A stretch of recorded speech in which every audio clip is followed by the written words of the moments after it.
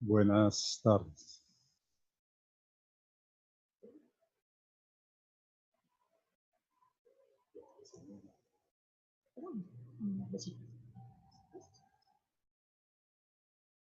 Buenas tardes. Aló, mejor ahí. Buenas tardes. Mi tema para esta tarde es el desarrollo del derrame pleural, tanto el enfoque clínico inicial como la parte terapéutica. Este tema es importante para ustedes porque un 20% de las consultas que se ven por urgencias tienen que ver con la patología respiratoria y entre ellas la mayor frecuencia es la patología pleural. ¿Se está escuchando? ¿Aló? ¿Mejor?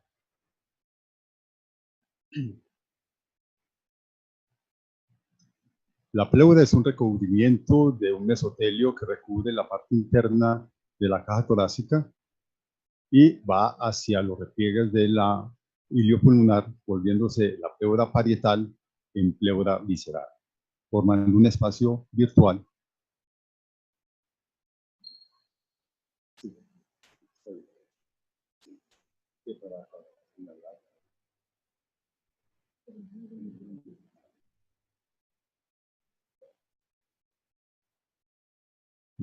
La pleura parietal, como le dije,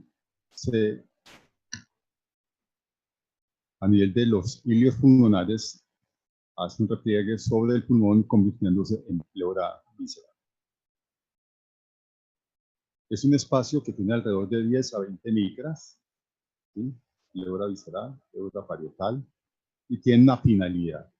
La finalidad del líquido pleural es aumentar la tensión superficial entre las dos pleuras como un componente importantísimo, lo que se llama la presión negativa intrapleural, haciendo que las dos pleuras que tienen cargas positivas, al tener un líquido, una parte, el líquido pleural hace que puedan unirse por un componente de tensión superficial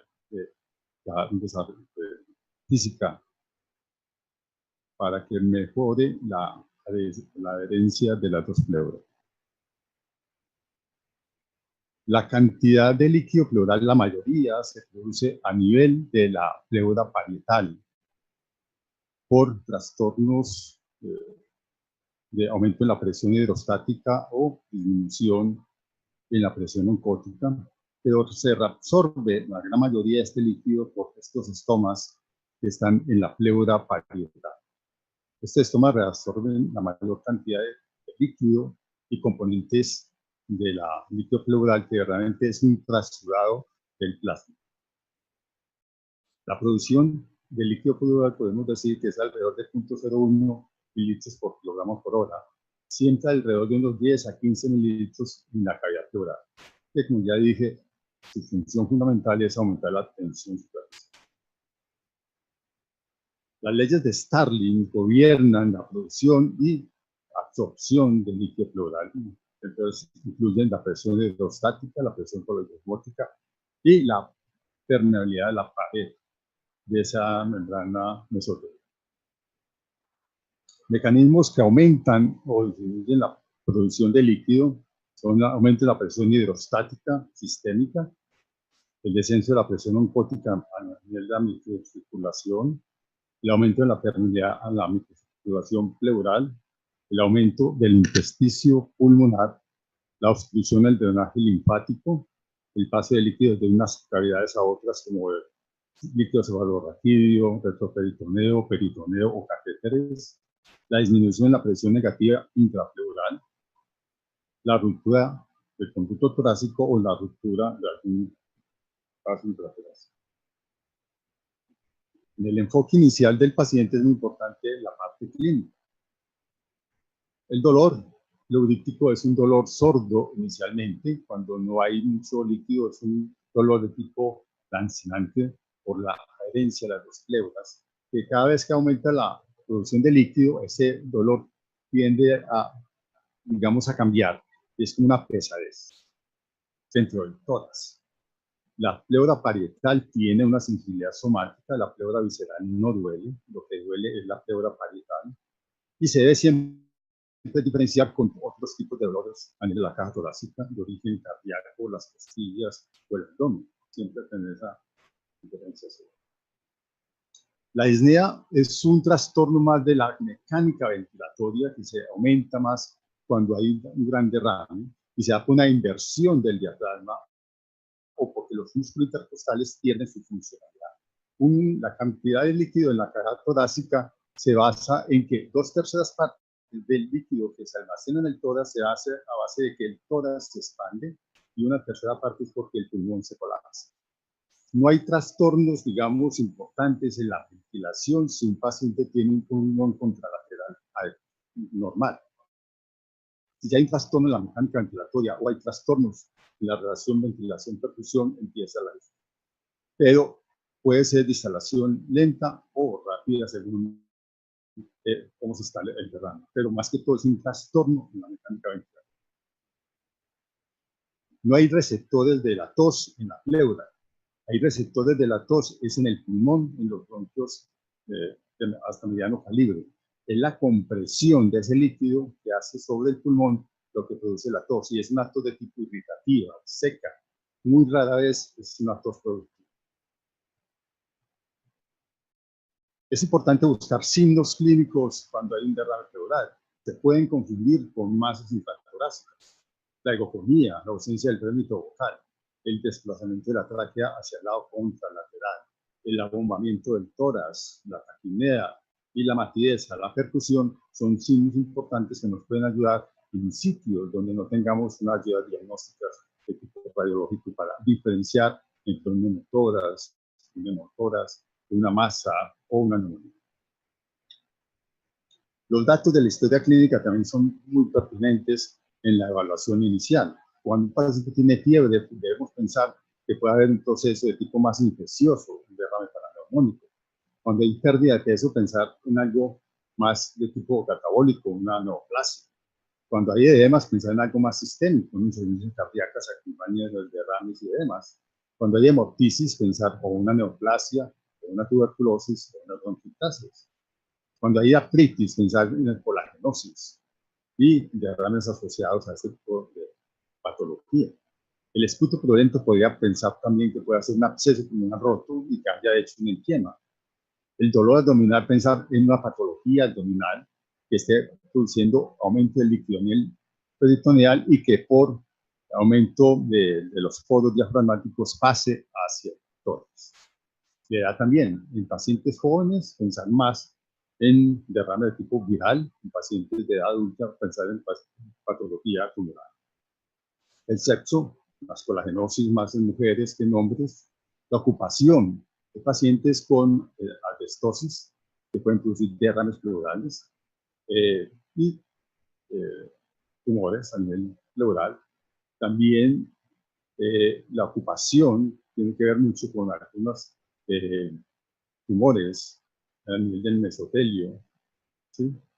El tabaquismo, podríamos decir que se asocia más a cánceres, tanto del pulmón como de la pleura, y medicamentos como las sulfas, el metotrexate, pueden producir también derrames pleurales. Cirugías previas del corazón, del esófago, o alguna intervención cerca al tórax o al abdomen pueden causar este derrame. ¿Para qué nos sirve una placa simple en el enfoque inicial de un paciente con derrame pleural?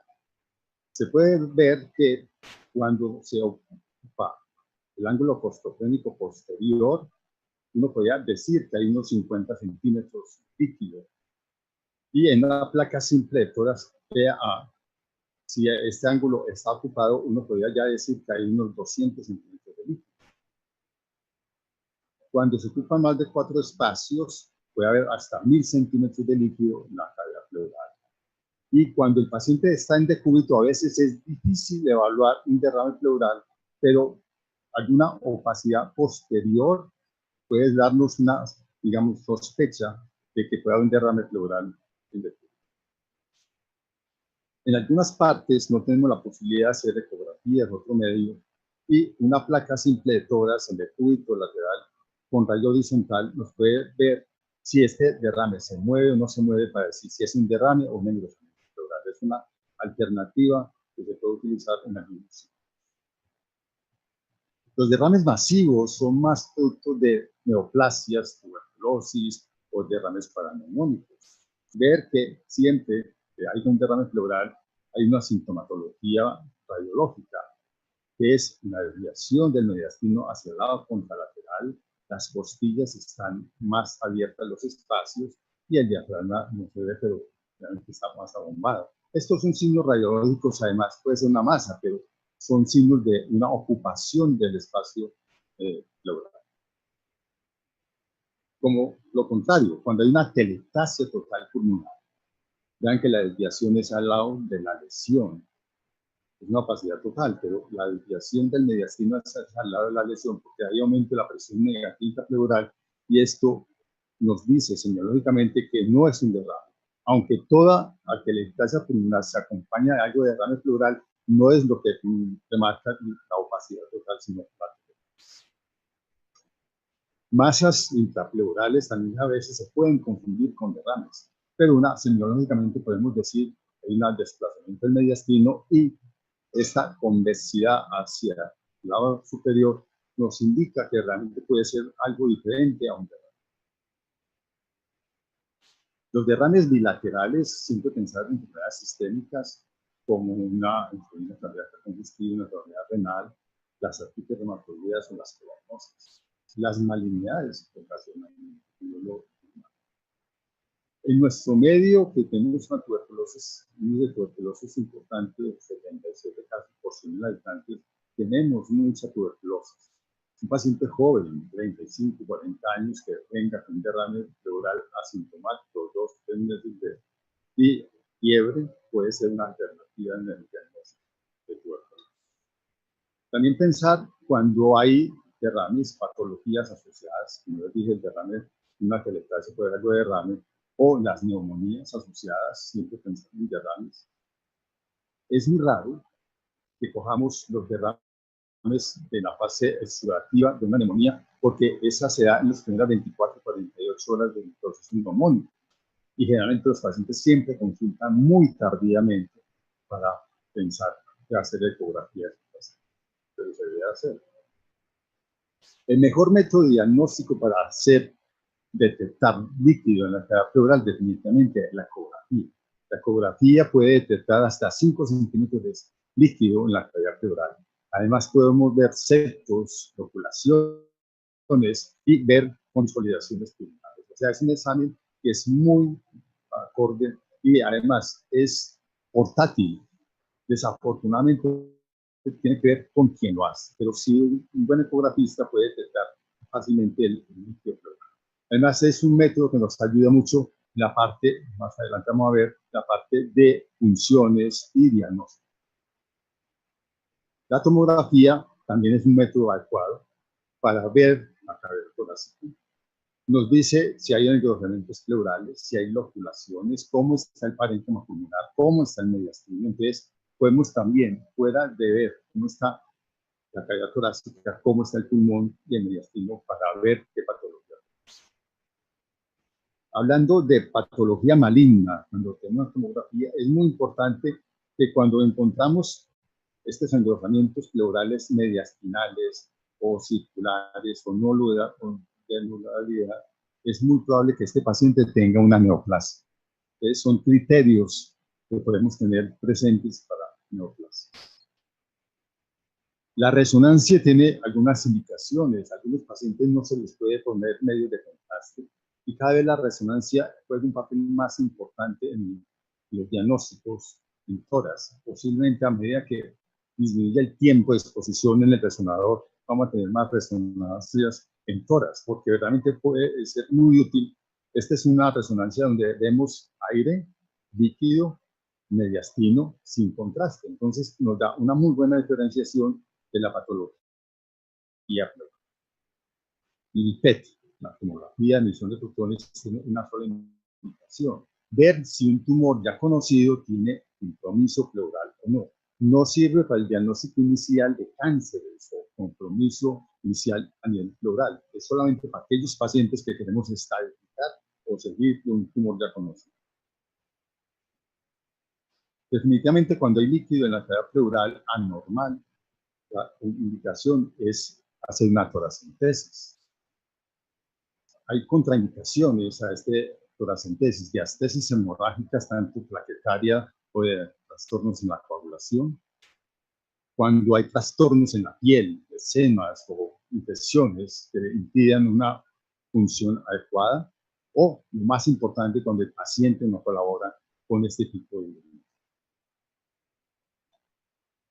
Siempre que hagamos una toracentesis debemos sacar 3 muestras, tanto para microbiología, bioquímica y citología.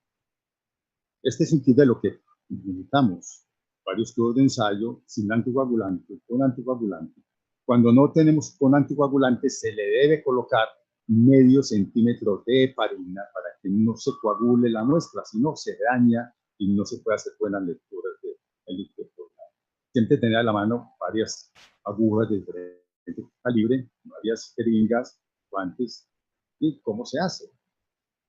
El espacio intercostal, la parte inferior de la costilla va el paquete. Entonces siempre hacer la función por la parte superior de la costilla, la parte inferior del espacio intercostal, una aguja 18 o 20, penetrarla. ¿Dónde hacerlo?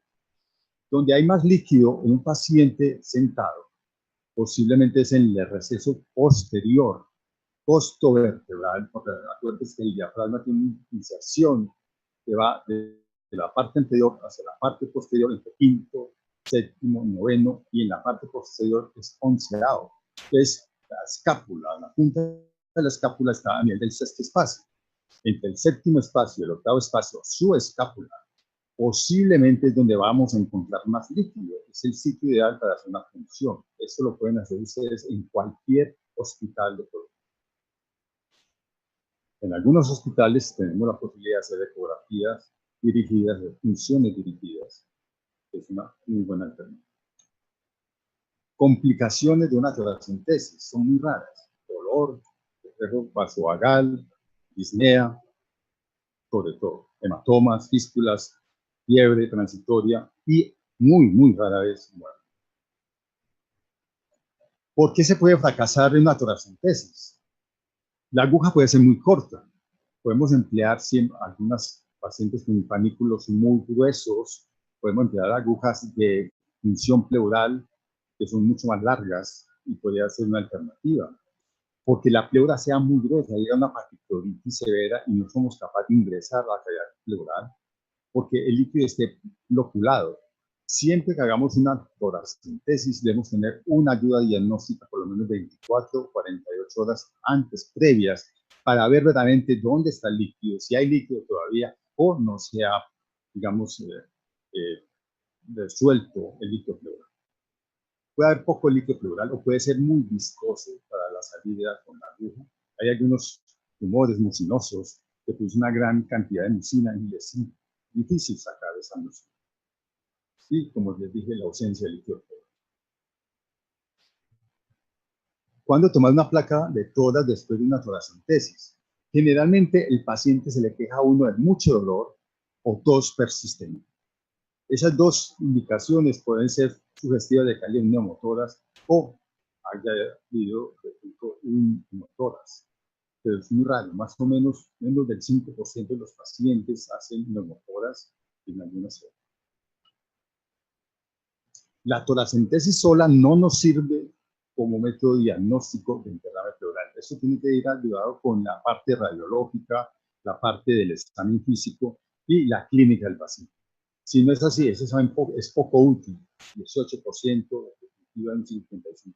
Entonces tenemos que correlacionar con la parte clínica y radiológica. El líquido pleural nos sirve para varias cosas.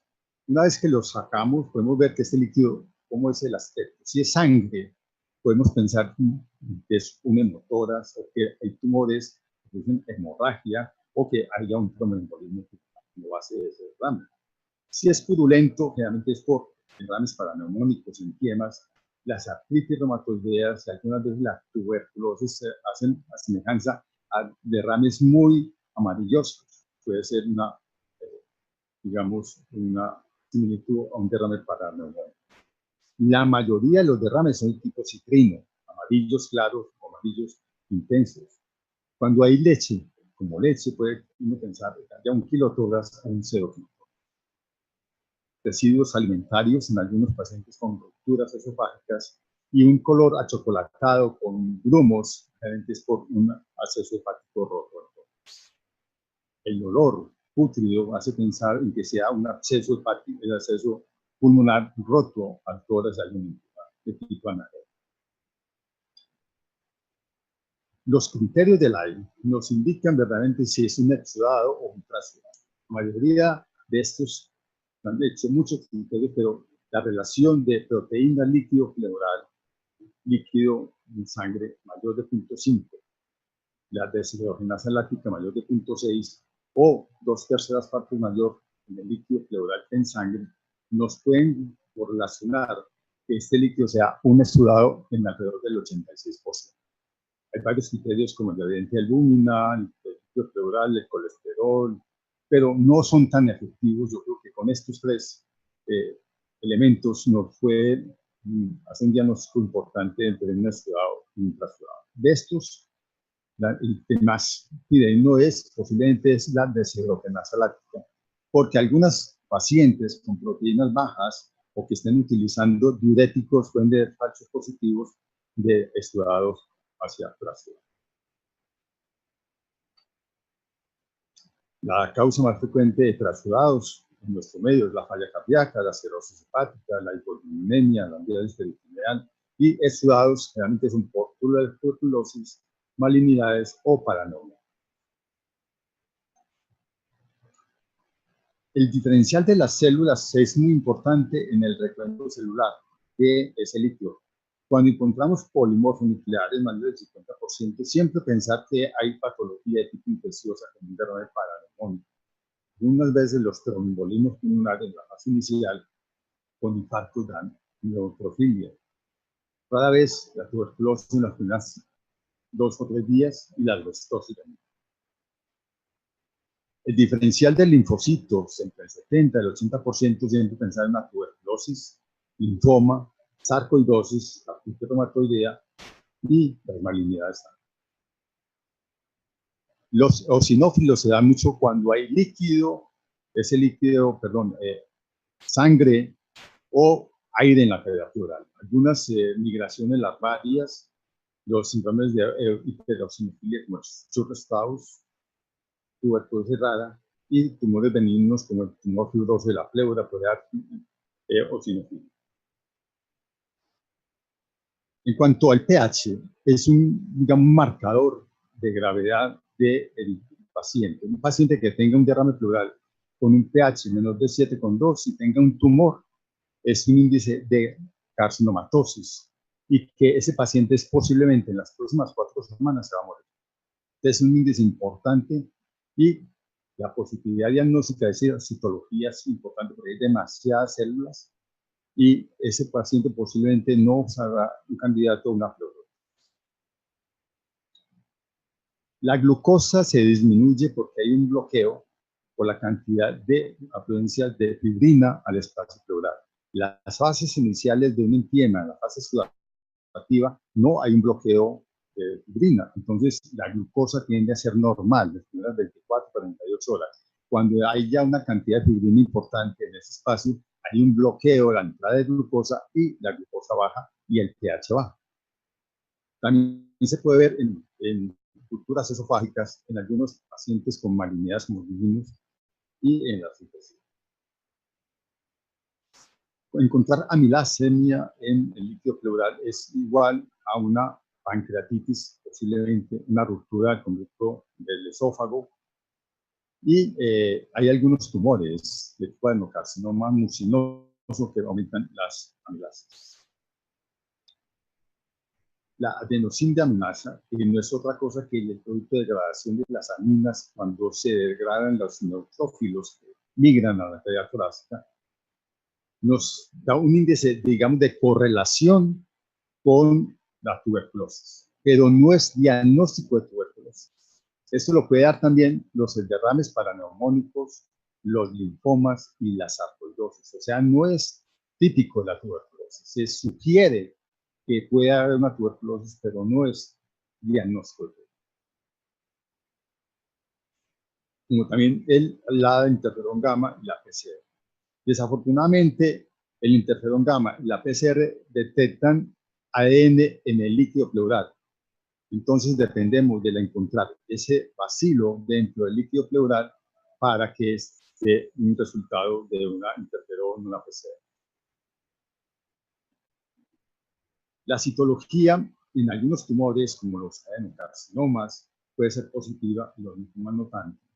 Pero es mucho más positiva en el derrame pleural encontrar células malignas que encontrar bacilos en el líquido pleural.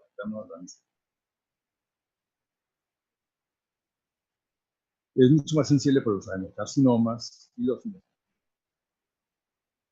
Cuando encontramos un derrame pleural blanco, lechoso, debemos pensar en una pilotoras. Las causas de ese pilotoras pueden ser por una malignidad que invade el mediastino, un trauma, o que está causando, a veces son derrames de tipo congénito, por angiomas, fibromas quísticos. Los pseudopilotoras no es más que aumenten la producción de colesterol a nivel de la cavidad pleural. Entonces, hay entidades como la tuberculosis, la reumatoidea y el enfisema crónico que dan esos aumentos en los cristales de colesterol. Los kilotoras se caracterizan porque hay aumento en los triglicéridos y en los kilotoras. Este sería el aspecto de un kilotoras. El diagnóstico se hace por la medición de triglicéridos en el líquido pleural, si da mayor de 110 o aumento en los kilomicrones, es diagnóstico de un kilotoras. Los pseudokilotoras se diagnostican porque hay aumento del colesterol mayor de 200 mil. Una forma también de diagnosticar entre un kilotoras y un pseudokilotoras es la parte clínica.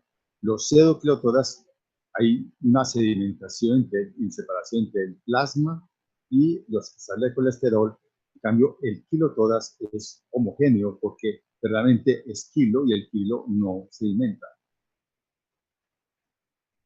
Cuando encontramos derrames hemorrágicos, pensar siempre en que hay un cáncer, un embolismo o un trauma. Cuando hay un trauma y encontramos que ese hematocito, ese líquido pleural, tiene más del 50%, podemos decir que es un hemotorax. Hay otras formas de derrames pleurales. Encontramos, por ejemplo, en el lupus, encontrar células LE, hongos, encontrar en el directo del KOH las IFAs, o células en el bastión de Barco para soldosilicosis. El urinotoras, pensar la creatinina alta puede ser diagnóstico. Las diálisis peritoneales, cuando estás a base de glucosa, encontrar bastante cantidad de glucosa en el líquido pleural nos hace el diagnóstico. Y la artritis reumatoidea, pues la investigación invasiva de la pleura se vuelve importante en el momento que no haya un diagnóstico de ese derrame. Y hemos tenido ya varias cosas para hacer. Estas agujas que tienen en la punta en una boca, se utilizaban hasta hace unos años para hacer biopsias de la pleura, se hace de forma ciega. Entonces teníamos el problema de que cuando la metíamos y la sacábamos podíamos tener accidentes como lesiones de arterias o venas o ya en este momento, con el advenimiento de la toracoscopia, básicamente el paciente que es de manejo quirúrgico puede ser una mejora del tratamiento. Las piezas de pleura percutáneas son muy buenas para tuberculosis, porque la tuberculosis produce un compromiso de toda la pleura en general. Pero en los tumores, al descamar esos tumores se siembran en la parte basal de los recesos. Entonces es difícil llegar allá con una biopsia de pleura. Definitivamente la toracoscopia nos ha ayudado mucho en el enfoque inicial del paciente con un derrame pleural de origen no conocido. Cualquier paciente que tenga un derrame pleural tenga condiciones adecuadas para llevarlo a cirugía, el método ideal en este momento sigue siendo una toracoscopia. ¿Por qué? Porque tiene una sensibilidad casi del 100%. Podemos hacer elementos diagnósticos y terapéuticos al mismo tiempo. pleurodesis, de complicaciones, biopsias pulmonares, medias pulmonares, o sea, es mucho más completa y rápidamente podemos tener un diagnóstico. La mortalidad del procedimiento es mínima y se considera que es muy bien tolerada por el paciente. Estas son imágenes, esta es una tomografía, pero cuando ya encontramos, vemos que todos estos líquidos están loculados. Esto es lo que vemos en la toracoscopia, la cantidad de loculaciones de ese líquido, ya fibrosis y adherencias fuertes. Y esto es lo que encontramos cuando vemos siembras tumorales en la pleura. La indicación de la broncoscopia en el estudio de paciente con derrame pleural es básicamente menos del 5%, es, digamos, diagnóstica, a no ser que haya una patología de base pulmonar a nivel bronquial. Pero si hay solamente un derrame, solamente es diagnóstica en el 5%. Vamos a hablar un poco de manejo. Este es un paciente con un derrame pleural bilateral, sugestivo de una insuficiencia cardíaca congestiva. Miren, los cilios están aumentados y todas estas linecitas y puntos son compromiso intersticial por edema. Eso define un edema de tipo cardiogénico. ¿Cuándo estudiar entonces un paciente con derrame de tipo con insuficiencia cardíaca? Normalmente, si no responde al tratamiento adecuado, si ese derrame es unilateral, aunque la mayoría, un 30-40% de los pacientes con derrames de tipo falla cardíaca pueden empezar con un derrame de tipo derecho y volverse bilateral posteriormente, pero pueden ser únicos. Si hay evidencia de dolor o pleuritis en este paciente, si la silueta cardíaca es normal, nos hace pensar que verdaderamente no hay una falla cardíaca. Cuando se asocia a fiebre, cuando hay un amplio margen de la disociación arteriovenosa, o sea, que puede haber un trastorno en la membrana alveolocapilar. Y si el péptido natriurético no es mayor de 100-1500 microgramos, podríamos decir que eso no es un derrame por una falla cardíaca. Y en ese momento se debe estudiar, hacer una toracentesis o hacer una toracoscopia diagnóstica. Los derrames de tipo falla cardíaca, el tratamiento verdaderamente es sistémico. Rara vez se asocian a derrames pleurales masivos o recidivantes que ameriten otro tratamiento como drenajes tipo cola de cerdo para estabilizar el paciente y mejorar. Son muy poco recomendables hacer pleurodesis en este tipo de pacientes porque el solo dolor que produce la pleurodesis puede desencadenar pacientes cardiópatas con isquemia, dolor intenso que puede llevar a un infarto. Entonces, no se recomienda la pleurodesis en estos casos. Derrames para neumonía. Este es un paciente con un derrame loculado, una neumonía, y es importante decir lo siguiente. El 20-57% de las neumonías se asocian a un derrame para neumonía. El 40% de esos derrames se convierten en entienes, o sea, hay pus o hay gérmenes en ese líquido. Y la mayoría de esos pacientes tienen factores de riesgo para desencadenar un derrame, como bronquiectasias, EPOC, cánceres pulmonares, secuelas de tuberculosis. Hay enfermedades sistémicas que favorecen la broncoaspiración, o hay inmunodeficiencias y o diabetes. Son factores de riesgo para el desarrollo de derrame complejo.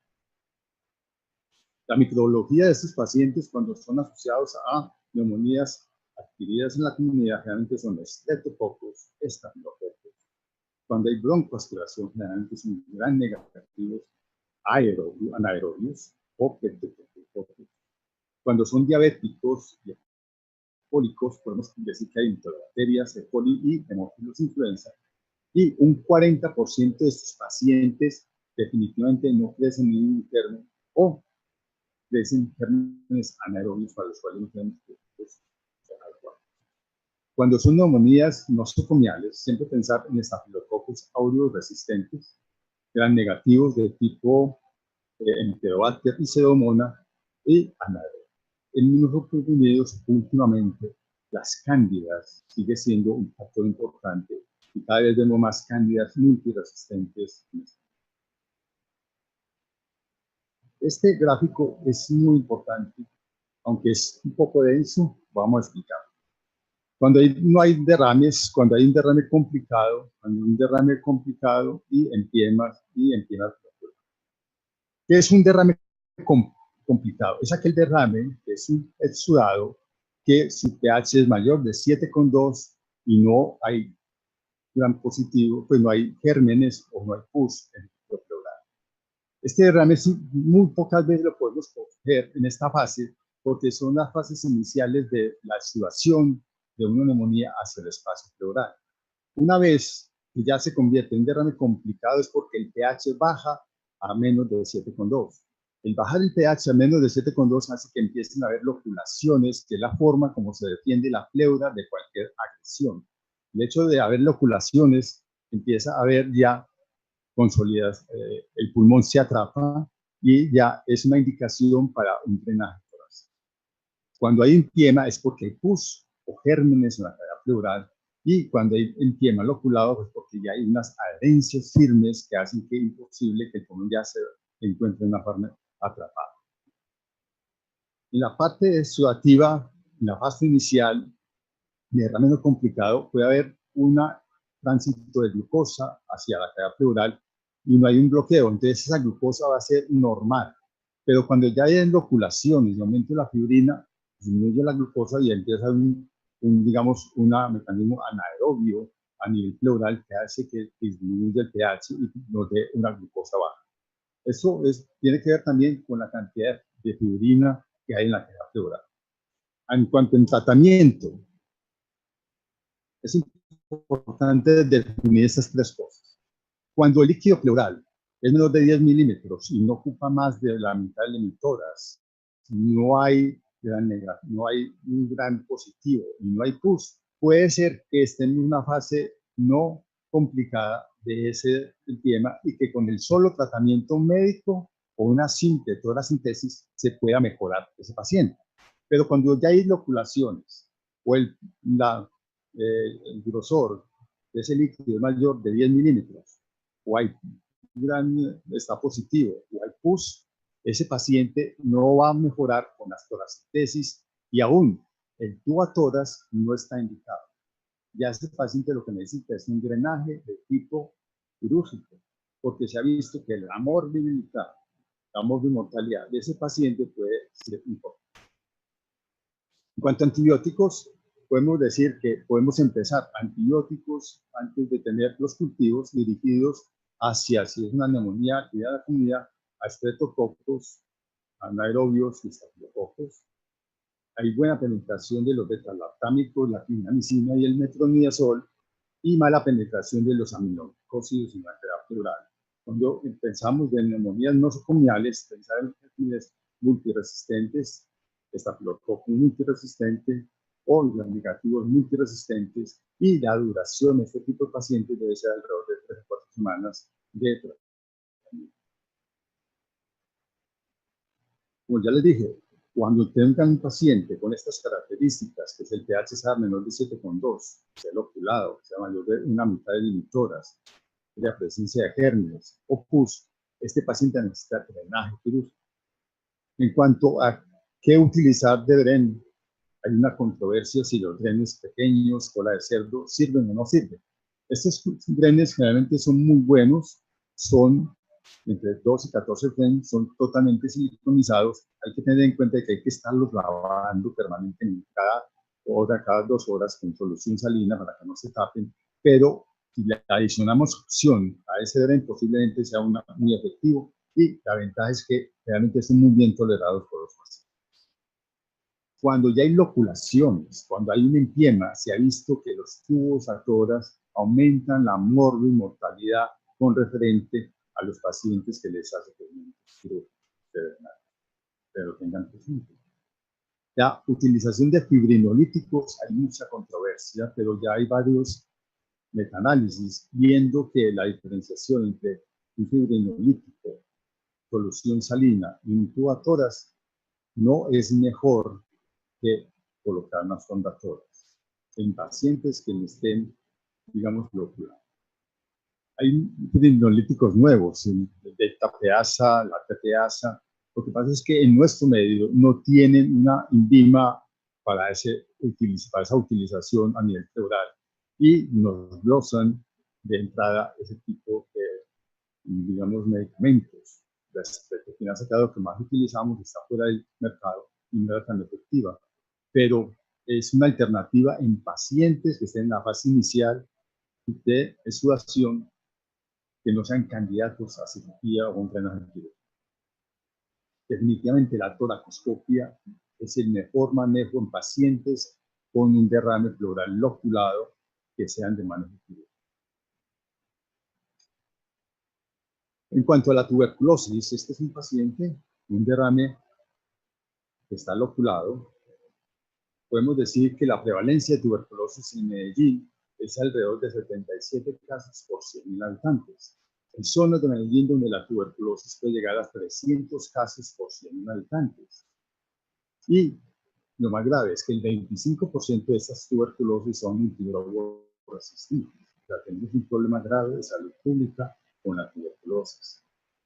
La tuberculosis, la pleuresía tuberculosa es una reacción de hipersensibilidad retardada por la ruptura de un foco de Simmons, que es un foco residual subpleural a la cavidad pleural y contiene muy pocos bacilos. Es una reacción inflamatoria severa con migración importante de CD4 y CD8 a la cavidad pleural. Y esto es lo que hace que el ADA sea positivo. Pero es muy importante tener en cuenta que en pacientes con, digamos, una tuberculosis pleural, muchos de estos pacientes son asintomáticos. Consultan una pequeña población de ellos y esos son los pacientes que vemos posteriormente con daños pulmonares y pleurales y bacteritis, porque como son pacientes jóvenes, realmente compensan con el otro pulmón y rara vez consultan o hacen fiebres inespecíficas. Realmente son unilaterales en el 95%, pueden ser masivos hasta el 18%, y un 30% de estos derrames se loculan y atrapan. Algunos de ellos, 40 o 85%, tienen una enfermedad pulmonar subyacente. En el diagnóstico de tuberculosis pleural hay tres cosas. Como es paucivacilar, es muy difícil encontrar el bacilo en el líquido pleural. Aún en la biopsia, en el cultivo de la biopsia de la pleura, no se encuentra el bacilo, menos del 36%. Y las funciones de la pleura, 25%. El cultivo de la pleura, 56%. El diagnóstico de tuberculosis pleural se hace es por la biopsia de la pleura, que produce una reacción inflamatoria granulomatosa crónica caseificante. Esa es la mayor posibilidad de hacer diagnóstico de tuberculosis. Por eso es tan importante hacer biopsias de la pleura en estos pacientes y encontrar esos granulomas fácilmente. El manejo, si uno dejara sin tratamiento una tuberculosis pleural, posiblemente el 30 al 40% de sus pacientes ese derrame se reabsorbe solo. El problema es que ese paciente en los próximos 2 años va a venir con una tuberculosis miliar hasta el 60% de una mortalidad que puede alcanzar más del 50%. Entonces, la importancia de hacer el diagnóstico de tuberculosis pleural es por la prevención y por los problemas a largo plazo que produce no hacer el diagnóstico de estos pacientes. El desarrollo de fibrosis pulmonar y pleural se asocia aún con el tratamiento de antituberculosis. O sea, se ha visto que no solamente se puede desarrollar fibrosis pleural y pulmonar, así hayan tenido tratamiento, por eso hay que seguirlo. En los programas de antituberculosis no hay un programa de seguimiento de estos pacientes y solamente le damos el tratamiento y realmente no los volvemos a ver. Es una falla que estamos viendo porque esos pacientes se vuelven después con fibrosis pleural y pulmonar. Así hayan tenido tratamiento. También se han empleado los fibrinolíticos como disminución de la fibrosis pleural. No es efectivo. También se han utilizado los esteroides en la prevención de la fibrosis pleural. No es efectivo. La mejor, digamos, tratamiento actual para los derrames de tipo tuberculoso, cuando están loculados, significa que ese paciente va a tener una posibilidad de fibrosis pleural o pulmonar hasta 2 veces más que la población normal. ¿Eso qué quiere decir? Que si encontramos loculaciones en una ecografía, en una tomografía, ese paciente, la mejor forma de tratarlo es hacer una toracoscopia y decorticación precoz, porque ese paciente va a hacer posteriormente una paquititis, una fibrosis.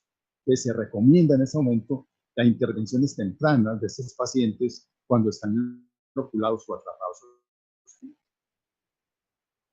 En cuanto al derrame pleural maligno, es su manejo.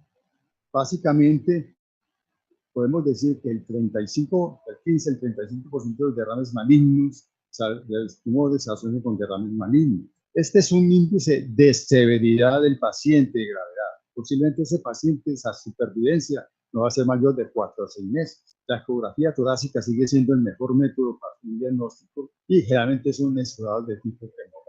La citología del líquido pleural puede ser positiva, como ya les dije, por la descamación de las células hasta un 50%, y las biopsias de tejido portátil, lesiones en la pleura, puede ser muy positiva hasta el 85%. El mejor diagnóstico para este paciente y su manejo sigue siendo la toracoscopia. Este es un paciente en el cual se le está haciendo una biopsia percutánea de una lesión en la pleura, que es factible. Los derrames paramalignos no son derrames malignos, sino que la patología tumoral puede asociarse a algún derrame que no hay células en la cavidad pleural. Es muy importante diagnosticarlos porque si uno descarta que sea un compromiso pleural, la posibilidad de curabilidad del paciente mejora. ¿Qué pacientes tienen derrames paramalignos? Atelectasias totales pulmonares pueden desarrollar derrames. El mismo tratamiento sistémico neoplásico puede desarrollar derrames. Algunos pacientes con drogas pueden desarrollar derrames que no son de componente manual. En el manejo de estos pacientes, la toracentesis es una opción siempre y cuando el paciente esté disnéico. Si el paciente está muy disnéico, puede ser una alternativa, siempre y cuando ese derrame no sea de reacumulación rápida. ¿Sí? Acuérdense que lo que les dije, que el derrame masivo, si un paciente con esto es porque 2/3 partes de la caja torácica se ensancha y una tercera parte porque el pulmón se colapsa. Entonces, esos pacientes con derrames posiblemente son de corta vida, tienen digamos, una tolerancia al ejercicio importante. La toracentesis no disminuye, no aumenta la tolerancia al ejercicio. Algunas veces produce mucho más ansiedad en el paciente y puede haber infecciones que están funcionando. Entonces, hay que escoger muy bien al paciente y hay que hacerle una toracentesis. Pero si se va a hacer, es muy sencillo. El paciente que le habíamos hecho la toracentesis con los mismos elementos, este es una succión de pared con un macro, le ponemos una agujita número 18, la colocamos en la parte posterior, como habíamos dicho, la toracentesis. ¿Cuánto sacar? Más o menos cuando uno está sacando 700, 800 centímetros, el paciente ya empieza con algo de dolor o tos. En ese momento, dejen de sacar el líquido, porque puede suceder que haya ya una reexpansión pulmonar y eso causa edema pulmonar. El manejo actual de los derrames malignos posiblemente son los catéteres implantables con varias técnicas de Seldinger o de forma quirúrgica.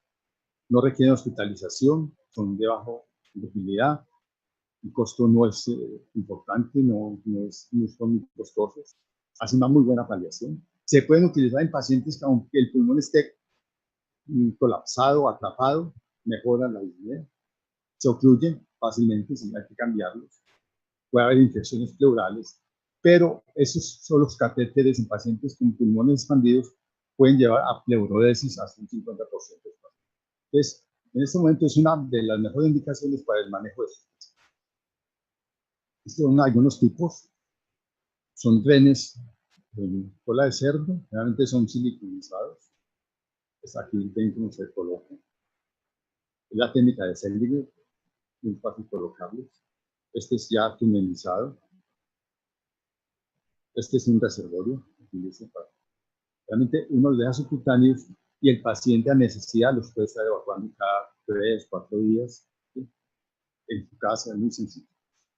Este es otro tipo de tren, Blake, es estrellado, es una muy buena alternativa, no se tapan tan fácil como los otros.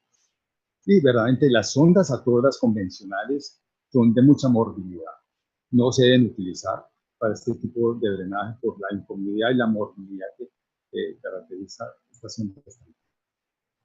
Complicaciones, pneumotoras, sangrados, lesiones pulmonares, dolor, infección, loculación, remoción accidental, colocación subcutánea de sondas, puede suceder. La pleurodesis es aquellos pacientes que no responden a las terapias sistémicas, que siguen sintomáticos con derrames residuantes, pero que el pulmón expande, no tiene una obstrucción bronquial, es una muy buena alternativa. Pero ese paciente realmente debe tener un muy buen carnóstico, o sea, carnóstico del 80% de paciente que deambula, hace sus funciones, no depende de nadie. Entonces, para ese tipo de pacientes, posiblemente se la sobrevida de ese paciente va a ser de 4 a 6 meses. Es una muy buena paliación. Si el pH de ese líquido es menos de 7,2, no se puede hacer, porque eso significa que ese paciente posiblemente en las próximas 4 o 6 semanas va a morir. Ese es un índice de severidad de inmunosidad en los pacientes con derrame pleural. Y no debe haber enfermedad infiltrativa, o sea, diseminación linfangítica es una contraindicación para la pleurodesis, porque la pleurodesis causa neumonitis a las 48 de 32 horas y ese paciente hace una falla ventilatoria y se muere. Entonces es una contraindicación. ¿Qué utilizamos? Lo más que estamos utilizando es el talco. Realmente es talco libre de asbesto, en nuestro medio es difícil encontrarlo. Utilizamos talco mejicado y silicato de aluminio, una dosis de 5 gramos, que puede ser por dilución o por aspersión. Por dilución se disuelve en 100 centímetros de solución salina y para que no forme esos grumos se le da unos 3 o 4 centímetros de jabón quirúrgico y con eso ya se puede diluir. A través de cualquier sonda tórax que tenga el paciente se puede pasar y se espera unas 48 o 72 horas hasta que deje de drenar y se quita el ya por aspersiones, por videotoracoscopio. Esto es lo que utilizamos. Esto es como se ve en la toracoscopia, como un rocío de talco del marquesino. ¿Cuándo hacer pleurotomías en el paciente con cáncer? Tiene que ser el paciente en muy buenas condiciones, o para aquellos pacientes que tienen derrame pleural que no tenemos una causa, un origen, y nos encontramos quirúrgicamente con un derrame de tipo neoplásico, un paciente con buenas condiciones, le hacemos la pleurectomía para expandir ese pulmón y una pleurectomía y una decodificación. Eso es lo que vemos con lesiones tumorales de la pleura. Y esto es como se hace la pleurectomía. Quitamos toda esa coraza de ese pulmón para que el pulmón vuelva a expandir y mejore su ventilación. Es una muy buena paliación. En algunos pacientes muy buena. Por último, las derivaciones pleuroperitoneales son derivaciones que se utilizan para los drenes de la caja torácica a la pared abdominal. Tienen una pequeña bomba que el paciente se digamos, infla y tienen una ventaja en algunos pacientes, sobre todo con VIH y kilotoras de difícil manejo por obstrucción linfática, por sarcomas de Kaposi, que estamos viendo mucho, es la mejor alternativa. En algunos linfomas es una alternativa. El problema es que son costosos, $1.500, y se pueden tapar rápidamente. Esta es una muestra de ellos. Este caso cutáneo está una punta en el tórax, otra punta en el abdomen, pero sí son bastante costosos. Eso es lo que tenían para ustedes.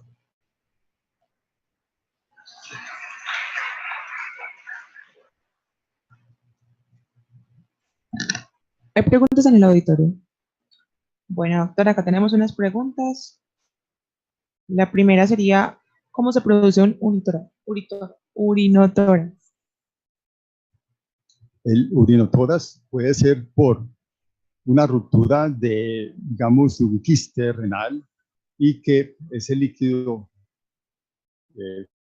caiga a la cavidad peritoneal y que haya fenestraciones del diafragma que hagan que se comunique ese líquido con el tórax, y es una de las posibilidades. Y en la etiología de derrame cerebral por hongos, ¿cuáles son las etiologías más comunes? Pues, ¿cuáles son los hongos más comunes? Estamos viendo cantidad de pacientes. Yo digo que es un problema actual importantísimo. Estamos viendo los aspergilos, que cuando se rompe, digamos, un micetoma a la cavidad torácica, puede ser contaminar la cavidad pleural, inclusive una aspergilosis masiva en la cavidad pleural. La paracorriomicosis se puede ver, la criptococosis también se puede ver, pero de estos, la cándida en ese momento es un problema fundamental. Bueno, entonces con esto damos finalizada la primera parte. Salimos por favor a tomar un break y volvemos más o menos en 15 minutos.